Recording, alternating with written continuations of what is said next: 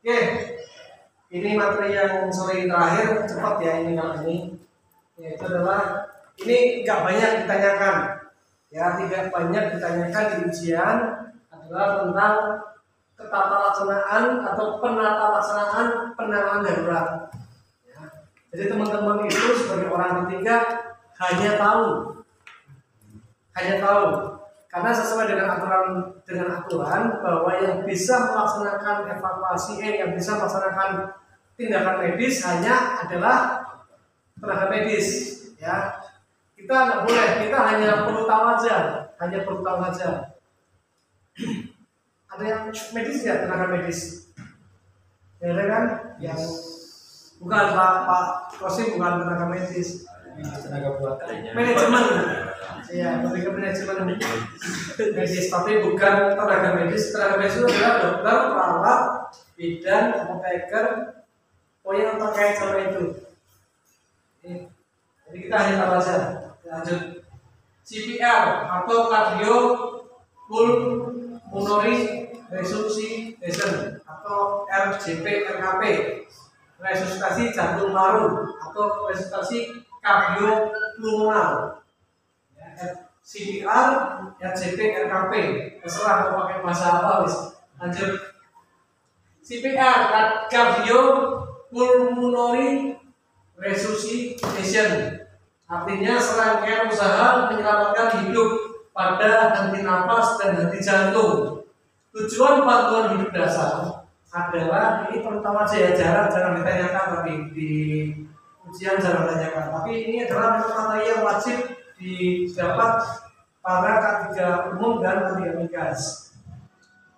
Kemudian cegah berhentinya sirkulasi atau berhenti napas. Kemudian berikan bantuan eksternal terhadap sirkulasi dan ventilasi dari pasien yang mengalami henti jantung atau henti napas melalui RJP. Nah, ini yang saya katakan, RJP atau RKP. RJP resusitasi jantung paru atau RKP resusitasi kardiopulmonar. Lanjut. Penilaian dini. Yang pertama adalah DRTB, ya. Danger, identifikasi ada bahaya. Kemudian respon, pastikan korban berespon atau tidak. Ya, yang pertama, alert, verbal, suara, painful, nyeri, unresponsive. Jadi gini, kalau misalkan suatu ketika nih ada orang pingsan, ya, lihat dulu identifikasi bahaya, ada orang pingsan, kemudian direspon. Ya, direspon, Mas, duduk sini, Mas. Duduk sini. Ya. Direspon dulu, berapa pingsan? Nah, direspon. Yang pertama dengan awas. Kemudian dipanggil, Mas, ya, panggil dulu pakai suara. Mas Imam, oke, nggak ada respon. Sekarang ditepuk, Mas, tepuknya jangan saja, tepuknya jangan dari kepala, tepuknya seperti bahu di sini. Ya, yang tidak membahayakan.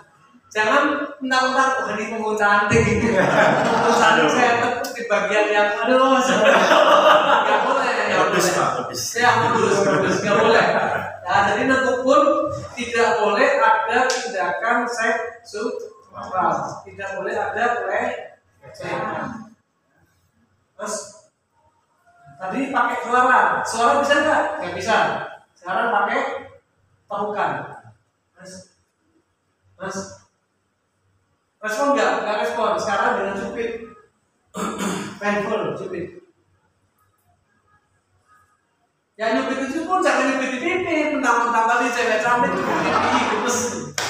Ya, terus nggak boleh jewer. Ini juga jewer salah satu tindakan yang namanya pelecehan juga, tak boleh jewer ya. Cubit di bagian-bagian hanya lengan. Ini namanya siku, apa namanya? Lengan sama tangan. Ini ya, nggak ada respon. Nah, kalau nggak ada respon, kalau sudah ada respon, maka memanggil atau meminta bantuan, panggil-panggil tolong, tolong. Tapi sebaiknya sepanjang pengetahuan saya jadi tim SAR, jadi pelatih anggota SAR, itu adalah pada saat identifikasi pastikan dulu. Kalau ada yang seperti itu kita berikan teriak langsung, tolong, tolong, tolong. Jangan melaksanakan sendiri. Kenapa? Bisa dianggap mencelakakan. Orang nggak tahu kan, oh, ini kamu nih gara-gara kamu ini mencelakakan, gara-gara kamu nih malah mati. Ini pasti kamu nih, pura-pura nih, bunuh nih. Ya. Upayakan kalau nggak ada orang, upayakan mendingan teriak-teriak dulu. Kalau kami selaku di tim relawan, ya, kami selalu memberikan teriak-teriak dulu. Mendingan ada orang yang menyaksikan melaksanakan DRCP seperti ini. Setelah kita minta bantuan, ya kalau saya sih nggak apa-apa. Tapi mungkin ilmunya seperti ini, ilmunya justru C di nomor 3, tapi nggak apa-apa. Tapi kalau saya lebih baik, kalau saya pastinya akan teriak-teriak dulu. Takutnya dikira nanti saya yang melaksanakan pembunuhan oleh mati. Oke, lanjut. Kemudian sirkulasi, ya sirkulasi tekan. Kompresi dada. Nah, kita sebagai bukan tenaga medis, kita kan bukan tenaga medis. Kita hanya boleh memberikan pertolongan awal seperti ini, ya dengan cara penekanan. Kompresi 1, 2, 3, 4, 5, 1, 2, 3, 4, 5, 1, 2, 3, 4, 5. Ya, 5 kali. Kompresi tekan dada 30 kali dan 2 kali bantuan nafas. Jadi 1 siklus dilakukan 5 kali. Nah, misalkan gini, 1, 2, 3, 4, 5, 1, 2, 3, 4, 5. Hembuskan nafas. Wah, ada cewek enak. Nah, sekarang dulu ya Pak, dulu namanya mau pakai mulut. Sekarang nggak boleh. Kenapa nggak boleh? Ditakutkan ada virus ataupun bakteri yang dia miliki, kita nggak tahu. Ya, nggak tahu. COVID sebenarnya kalau masalah ini lebih ganas hepatitis apa? Paru-paru TBC dan hepatitis yang paling bahaya. Karena kenanya langsung lebih parah. Kemudian setelah sirkulasi, kemudian airway membuka jalan nafas. Kadang dia tersumbat. Orang kan semakin minggu semakin tersumbat. Makanya orang ngorok, ya orang ngorok karena ininya adalah posisinya cukup. Ya makanya pengobatan yang paling awal untuk orang ngorok ya lebih banyak posisi kepala di ya itu bahasa Indonesia apa dengarkan itu apa? Diangkat dinaikkan lah. Oke lanjut. Ya ada temumbul.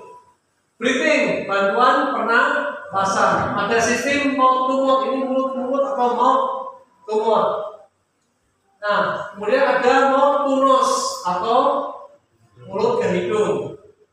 Ada yang sekarang pakainya alat.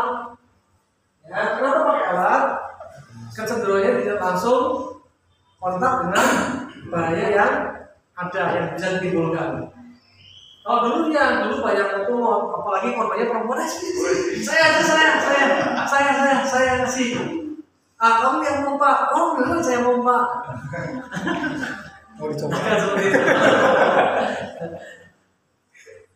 Terus kemudian ada yang ke stoma. Stoma itu adalah membuka lubang di ronggongan. Kadang pernah lihat ya, ada yang di sayap terus dimasukkan selang. Kemudian ada, ini yang paling aman adalah menggunakan backpack dan mesh. Ini paling aman karena ditaruh di sini pompa.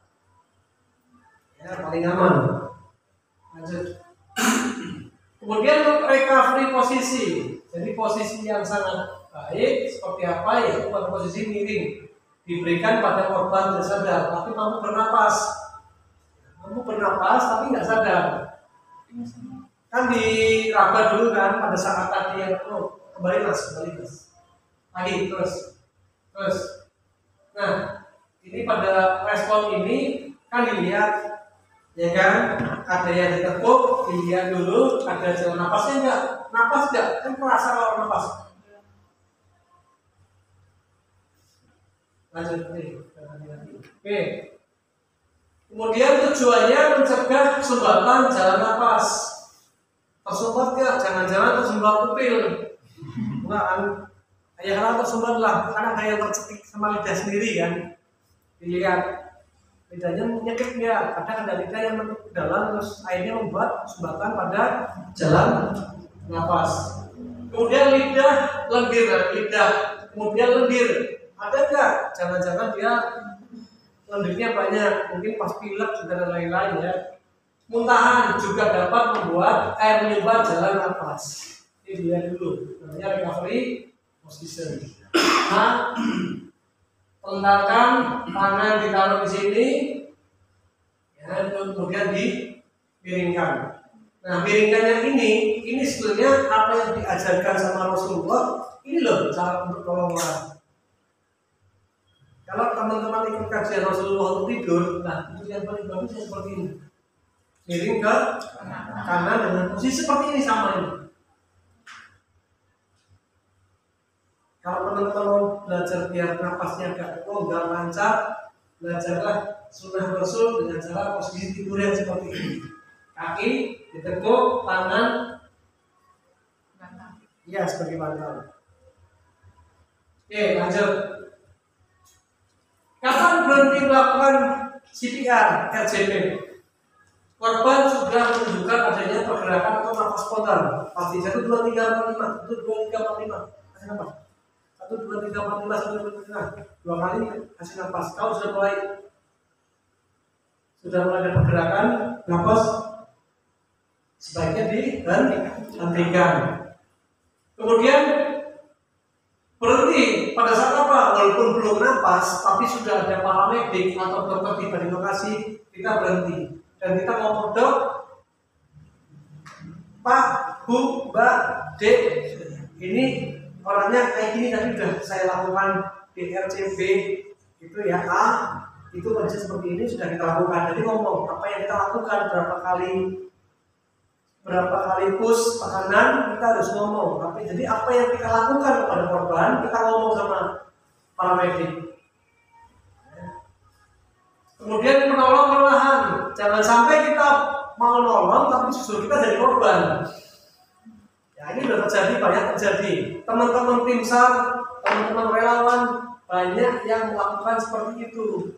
Pengennya nolong orang tapi dia sendiri yang kena masalah. Contoh salah satunya adalah di Gunung Merapi, ya kan, relawan masuk sana terjang, di sana ternyata malah masih panas, turun masuk ke bunker malah mati. Ya, jadi banyak seperti itu. Kemudian jangan berhenti untuk melakukan pengecekan nafas dan pada sirkulasi. 1, 2, 3, 4, 5, 1, 2, 3, 4, 5. Kasih nafas berapa kali, kemudian dicek lagi denyut nadi sama nafas. Belum, terus sampai paramedik datang ataupun kita yang nolong lelah. Ini lanjut. Kesimpulan lanjutan, sequence CPR. Cek respon tadi ya, ini sama, ini gambarannya dengan tadi, gambarannya dengan DRCPA tadi. Minta pertolongan, cek nadi, kompresi, 2 nafas 1 kompresi, kemudian dicek lagi recovery position. Ini gambarnya seperti ini. Tapi tadi secara teori tadi teman-teman sudah melakukan. Ya lanjut. Nah ini sangat penting. Setelah dilakukan CPR, pasien harus secepatnya mendapatkan bantuan medis atau lanjutan. Kalau sudah CPR, jangan terus ayo yuk minum, ayo yuk tinggal, udah jangan. Kalau memang merasa korban, tetap balikan ke rumah sakit ataupun puskesmas yang terdekat. Jangan usah jauh-jauh, mau sakitnya di Purwokerto, bawa ke Semarang. Untuk memastikan update atau tidaknya kerusakan organ. Tapi ingat lagi, kita itu bukan tenaga medis. Yang penting kita tahu DRCPA, kita bisa melaksanakan, hanya sebatas itu. Kalau misalkan ada pertanyaan, Pak, kalau ternyata pada saat medis ternyata di sini ketusuk besi misalkan, Cabut nggak boleh, kita tidak boleh cabut. Justru kita hanya boleh mempertahankan besi yang menancap di tubuh korban, agar besi itu misalkan ya ada besi yang menancap lah. Kita nggak boleh mencabut. Mentang-mentang kita ikut training seperti itu, cabut aja. Nggak boleh. Yang hanya boleh melakukan penanganan medis hanya tenaga medis. Tugas seorang K3 itu hanya mengamankan area, mengamankan korban dan mengamankan luka. Terus lanjut. Perdarahan ada arteri, vena dan kapiler. Tipe perdarahan ini hanya sekedar tahu aja. Ada arteri berwarna terang, alirannya memancar dari luka. Perdarahan vena berwarna agak gelap, mengalir secara spontan. Perdarahan kapiler berwarna terang dan airnya merembes. Lanjut. 1. Gunakan kain yang steril atau kain tebal yang bersih. Apabila tidak ada kain, gunakan tangan dan jari untuk menekan. Tujuannya apa? Kalau ada perdarahan, ditekan biar darahnya tidak keluar, biar cepat menutup.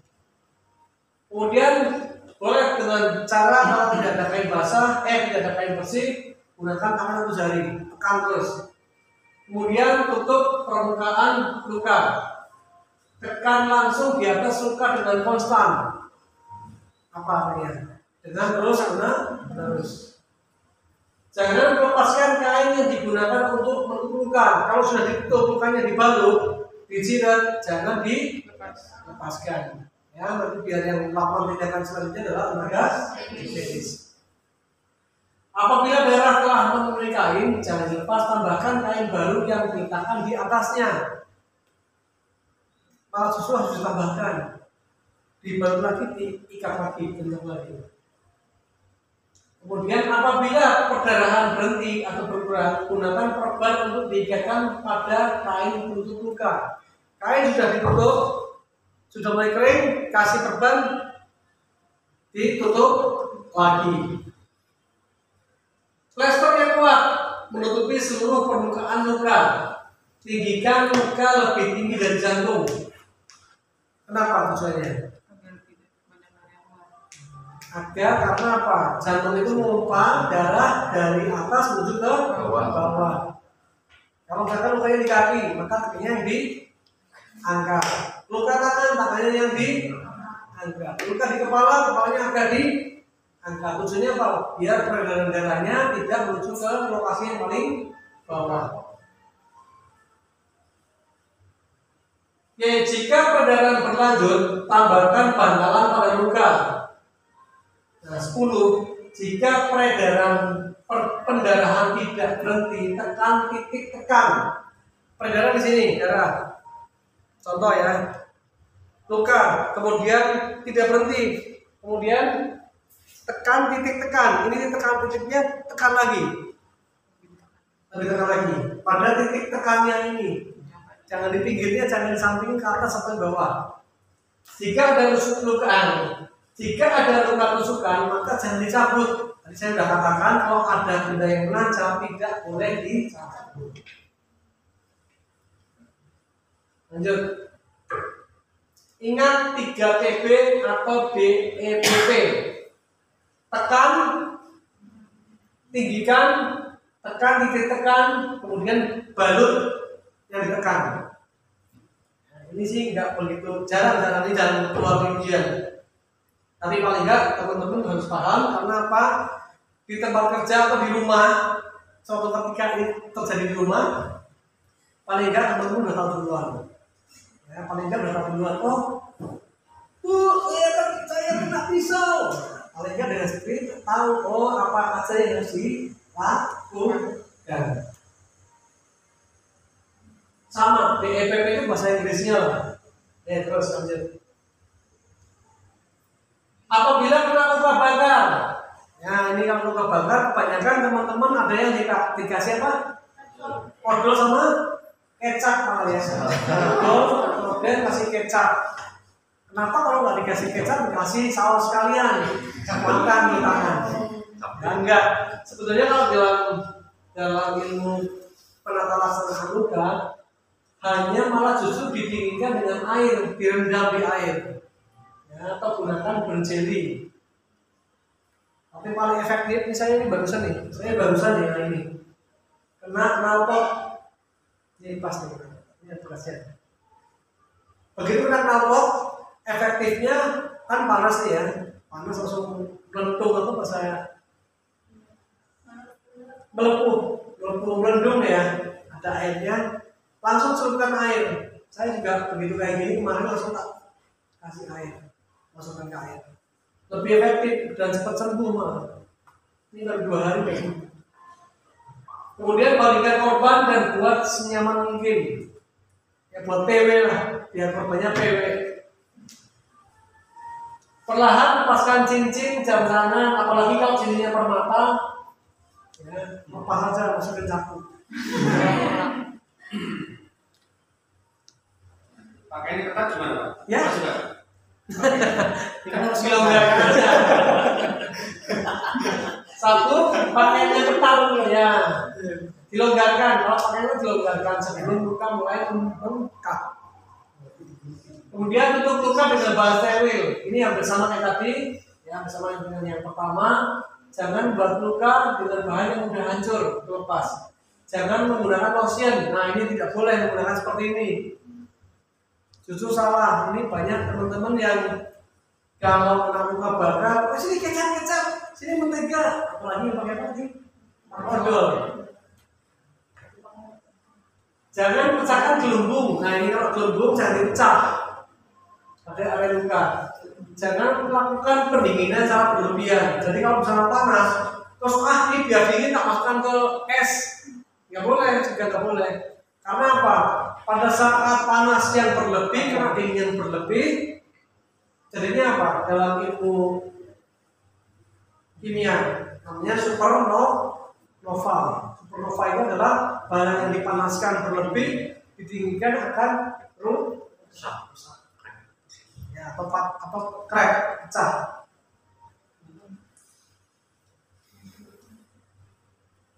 Jika napas dan jantung berhenti, lakukan segera CPR atau RJP. Tadi RJP apa Mbak? Apa lagi RJP? Ya.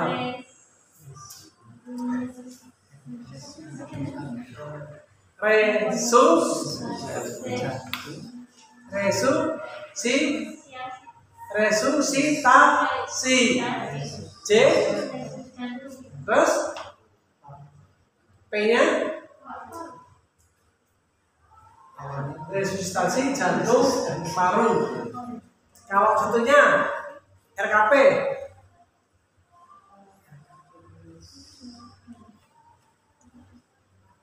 Barusan lupa ya, padahal barusan loh.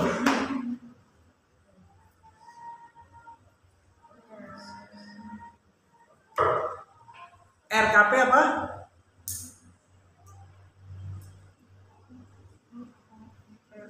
Resusitasi kardiopulmonari. Tadi kan ada. Ayo, adabnya sini. Jangan kemana-mana dulu. Ke sini. Tadi apa? RJP?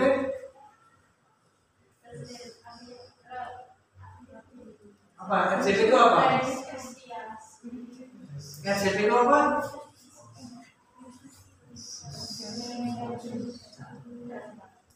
Kalau yang RKP?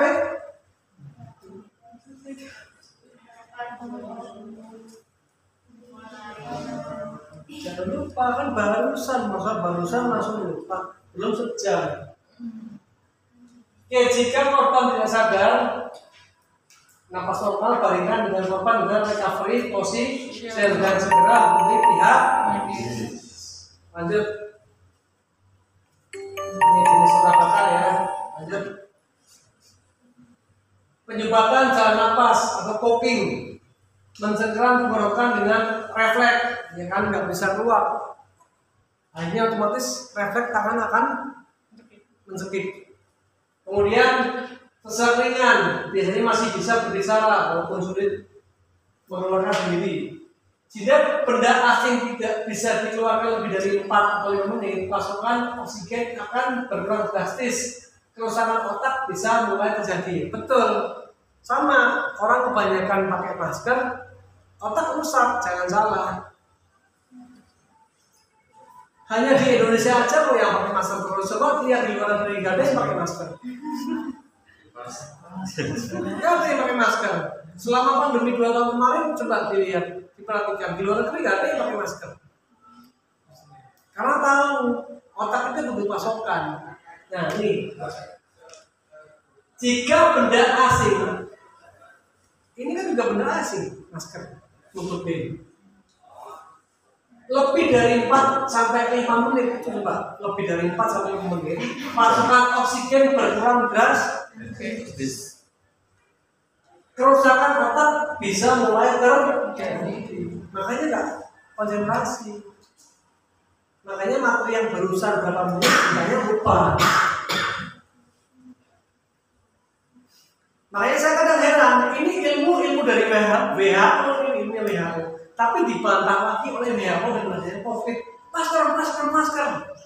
Saya bingung, WHO dilawan WHO. Ilmu K3 kan ilmunya WHO. Aneh ya? Tidak mampu bersuara atau berbicara, kesulitan bernapas atau suara napas yang berisik, tidak bisa batuk saat mereka batuk, kulit bibir dan kuku membiru atau beta jelas karena mulai kekurangan oksigen. Nah ini contohnya. Oke, caranya paling gampang, lihat masuk oksigen.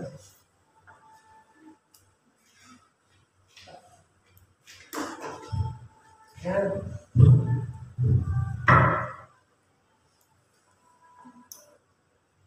Tangan pegang kipas di ulu, kemudian tekan. Hanya gitu aja. Paham? Ya ini pertolongan pertama. Oke, ya gitu aja.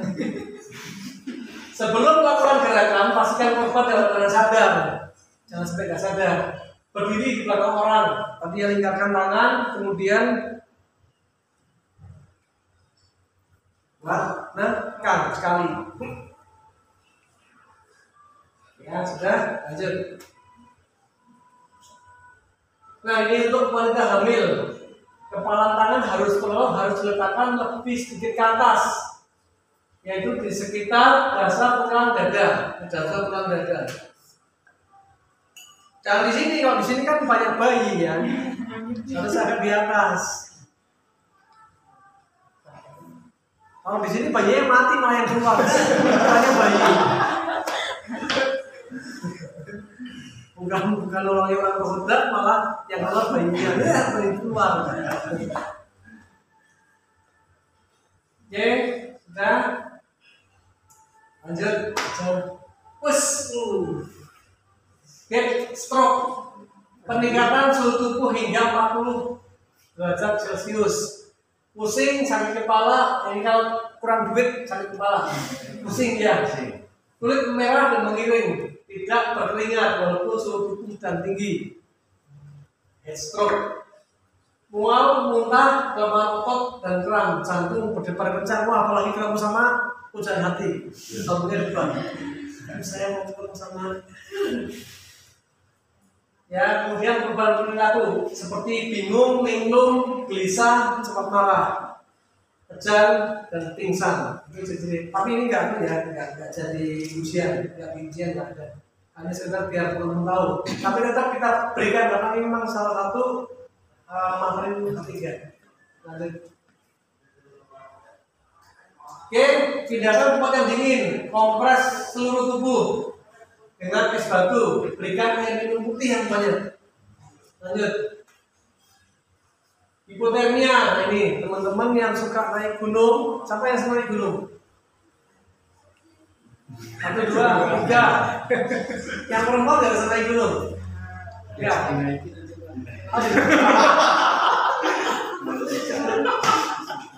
Ya, kulit pucat, terasa dingin ketika disentuh. Kemudian mati rasa, ini ciri-cirinya ya. Respon menurun, gangguan bicara, kaku. dan sulit bergerak. Biasanya kalau Mas Farid kaku tapi mudah bergerak, Mas Farid. Kaku tapi mudah bergerak. Tapi kalau hipotermia sudah kaku nggak mudah bergerak. Jantung berdebar, jantung berdebar, tapi denyut jantungnya yang melambat.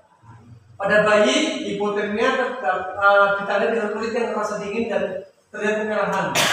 Bayi juga terlihat dia lemas dan tidak menyusut, dan karena ini anak saya dulu waktu lahir kena gejala hipotermia, makanya begitu lahir masuk ke inkubator. Ya, lanjut.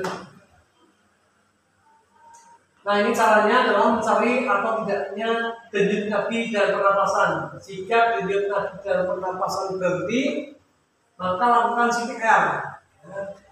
Jadi jika anak saya dulu pas lahir lehernya terbelit usus, jadi anak saya waktu lahir usus di sini 3, di sini 3, di sini 3, jadi 9. Ya. Makanya nggak bisa nafas, diam, makanya dikasih RCP, mungkin karena RCP terlalu keras, anak saya sekarang tulang di sini akan menonjol, satu. Alhamdulillah keselamatan, alhamdulillah saya masih dikasih amanah untuk punya anak.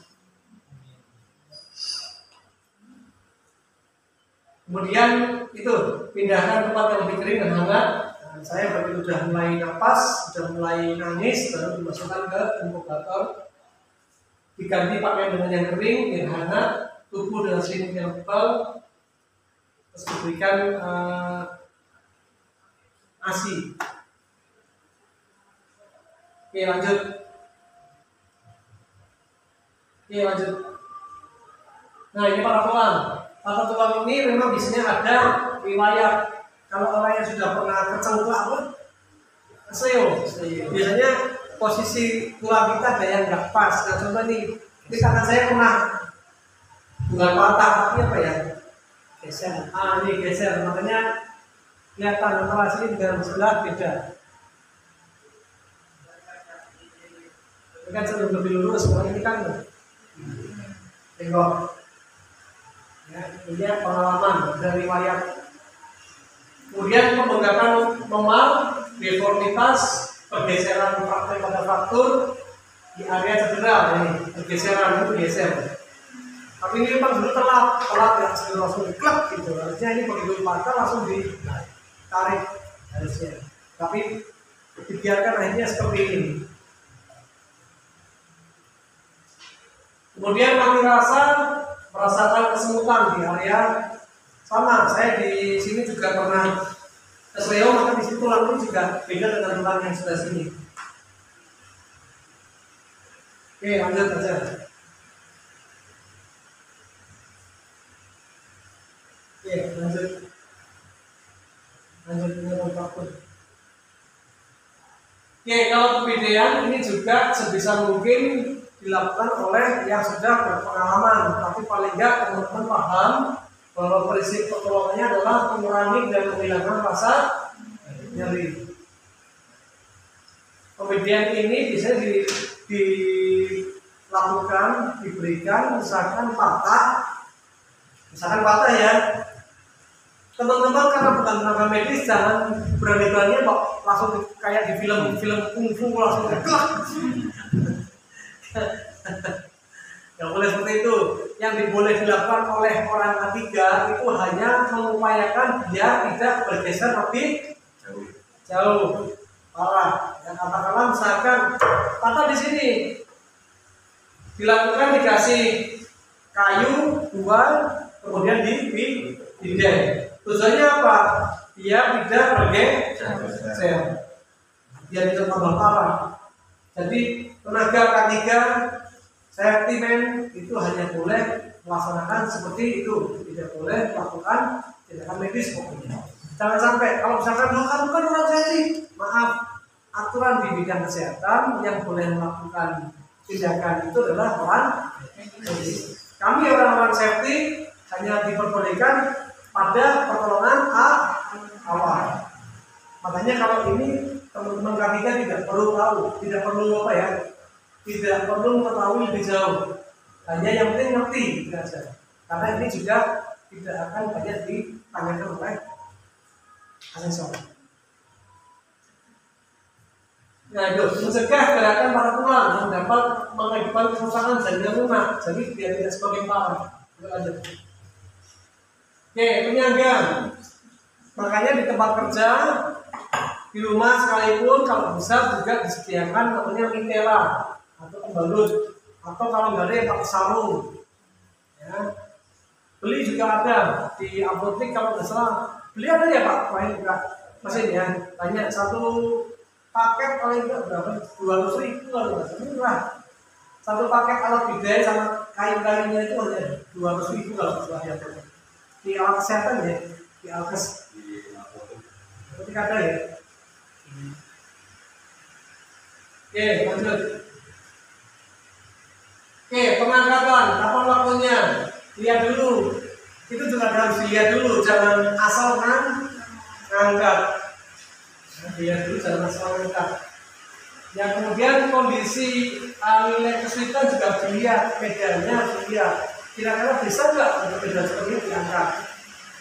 Kemudian pilih teknik pengangkatan. Nah, contoh seperti ini, baik kita pakaikan aja. Kita praktekkan saja. Bawa baju double enggak? Paling kotor. Coba. Nah, coba sini. Itu kan di bawah. Coba kita praktek evakuasi langsung. Itu sana. Enggak, saya kaki sana. Ya, terus masuk.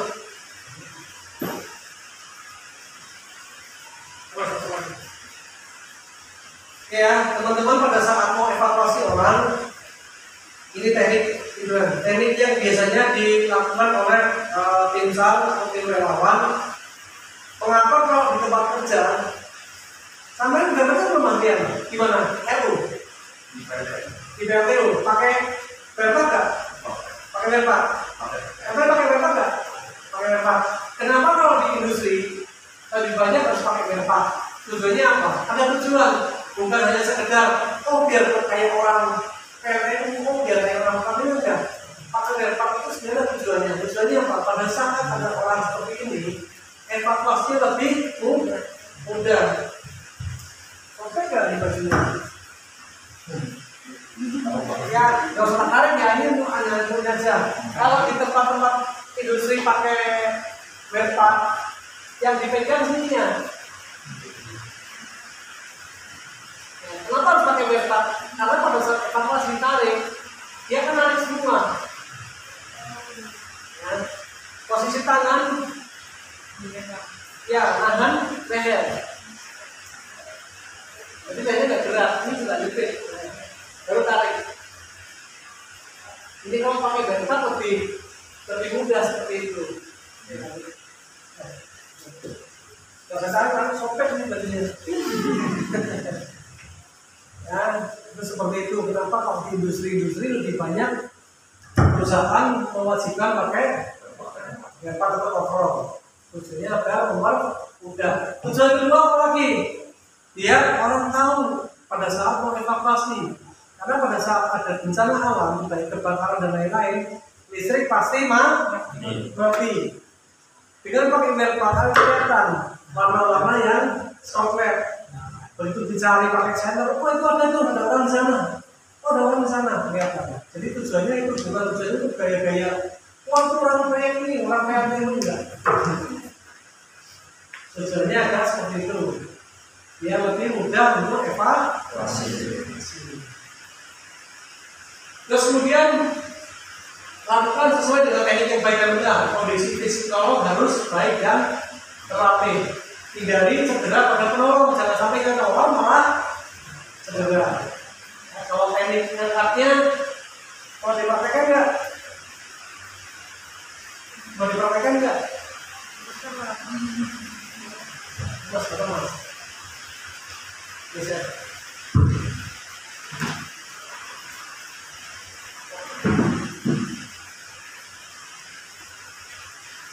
Oke, pada saat bawa korban,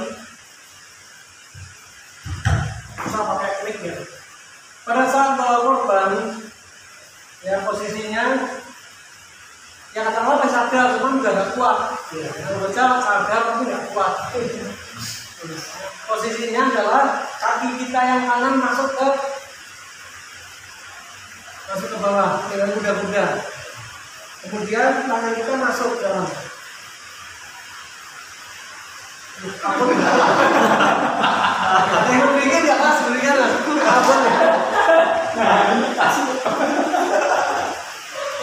Nah, ini berikan lah. Ini mas. Ya, masuk. Nah, tadi berikan. Usahakan korban diangkat, jangan pas di tulang kering, tapi posisinya ada di tahu. Kenapa kalau tulang kering? Ini kalau patah nggak ada obatnya ini tulangnya nggak bisa disambung. Cuma kalau ini udah patah, udah nggak bisa disambung lagi. Hati-hati sama tulang ini.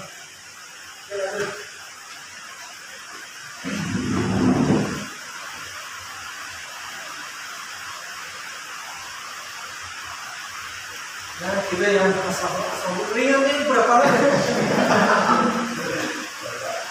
Sudah makan. Rasanya banyak. Lanjut. Oke, pemindahan darurat. Tarikan bona ini tadi dari praktekan, kemudian pakai selimut, tarikan lengan. Oke, tapi lebih banyak kalau teman-teman di industri, kalau yang sudah pakai pak lebih gampang ya. Tarikan baru. Ini yang kalau merangkak, kalau dia ada di lorong-lorong. Kalau misalkan ada di pekerjaan ada yang masuk ke nah itu kalau misalkan masuk ke lubang-lubang itu, kalau pingsan dan lain-lain, pertolongannya ya dengan sisi merangkak ini. Dengan sisi merangkak. Ini kalau posisinya korbannya cewek seneng mas. Kalau di lama-lama, saya. Ini kalau ada di korban lebih pakai ini lebih mudah.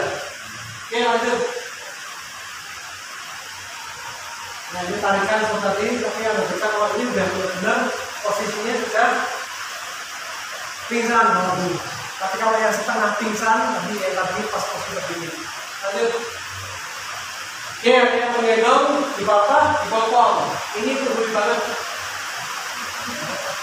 Terus lanjut.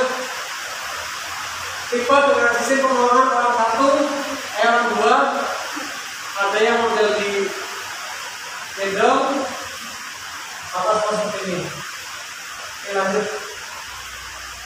Oke, kalau teknik pindah ini juga sebaiknya ada pelatihan khusus. Kalau ini nggak usah, tapi ini teman-teman tahu ya, karena ini bukan pelatihan K3. Ini bukan pelatihan K3 P3K. Ini juga bukan pelatihan HIMU. Jadi K3 itu banyak, ada P3K, ada HIMU ibadah kuda, ada tenaga medis, ada K3 tenaga medis. Jadi K3 itu wakil amun. Tapi ini salah umum. Jadi hanya teman-teman paham itu aja. Oke lanjut. Oke lanjut. Oke, jika kau tak tahan menahan latihan belajar, maka kau harus tahan menahan perihnya kebodohan. Ingat, di kata-kata ini, tapi ada kata-kata yang lebih bijak dari kata-kata ini. Terasa membodohkan orang ya. Ada kata-kata yang lebih bijak. Manusia itu memang diwajibkan untuk belajar. Kenapa? Karena Rasulullah dapat ilmu pertama kali, dapat wahyu pertama kali adalah dari membaca. Rasulullah dapat wahyu pertama kali adalah Iqra bismi rabbikal ladzi khalaq. Bacalah. Kenapa Allah menggunakan wahyu itu? Karena manusia bila tidak mau belajar, jadinya kufur. Kalau kufur, jadinya pakai. Maka itulah ayat yang pertama turun Allah kepada Muhammad, agar manusia ini umat di dunia selalu belajar. Maka kewajiban manusia dari kita hidup sampai mati adalah belajar. Percayalah, orang yang semakin belajar akan semakin diangkat derajatnya. Oke, sudah selesai. Saya kira itu aja. Pas selesai waktunya, terima kasih. Besok kita ketemu lagi di materi berikutnya. Ini baru materi tentang P3K. Terima kasih.